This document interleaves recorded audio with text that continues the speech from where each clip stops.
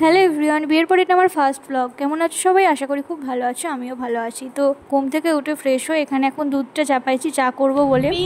তারপর দেখি বিঙ্গো কি করছে। একটু বিঙ্গো সোনা, good morning. Bingo, good morning সোনা। বিঙ্গো তাকাও বিঙ্গো। তো এখন আমি স্নান করে চলে এসেছি, এখন আমি রেডি হব। রেডি হয়ে আমি আর ও মিলে চলে গেছিলাম গ্রামের বাড়িতে, কারণ আজকে হলো আমার ভাসুরের বিয়ে, মানে ওর দাদার বিয়ে। তো সবার বিয়েগুলো ভেতরের বাড়ি থেকেই হয়।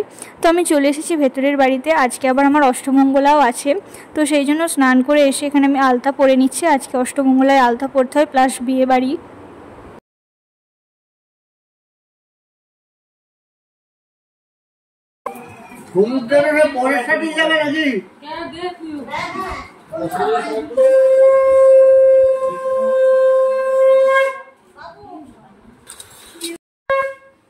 আজকে পড়লাম আমাদের নির্ভরের ড্রেস চেঞ্জ হয়ে গিয়ে স্নান করে আবার গেঞ্জিও পরে নিয়েছে।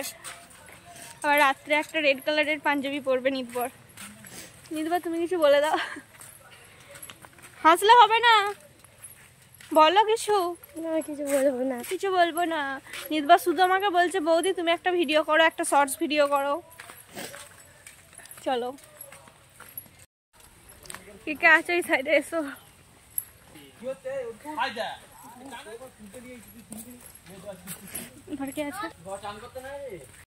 তো এখানে একটা ভিডিও শ্যুটের জন্য আমাদেরকে যেমনটা করতে বলছিল আমরা সেটাই করার চেষ্টা করছিলাম।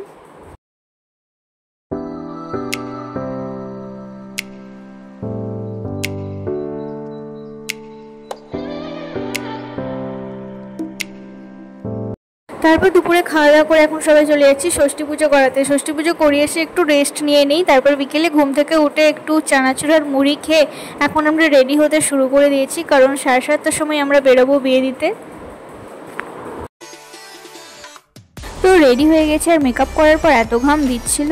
তো এখানে আছে ভাগ্নি আর আমার ফুলজা, আমরা তিনজন একসাথেই রেডি হয়েছি। আর আমরা তিনজন একটা গাড়িতেই উঠবো, তাই এক কাছে তিনজনে দাঁড়িয়ে আছি।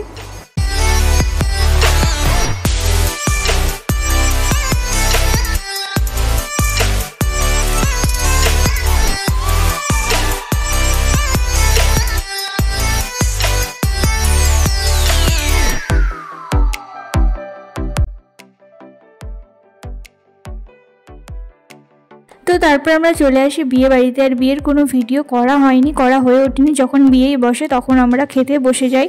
তারপর খাওয়া দাওয়ার পর প্রায় 12:30 একটা নাগাদ আমরা ওখান থেকে বেরিয়ে পড়ি। তো আজকের ব্লগটা এই অবধি, টাটা। দেখা হবে নেক্সট কোনো ব্লগে। সবাই সুস্থ থেকো, ভালো থেকো।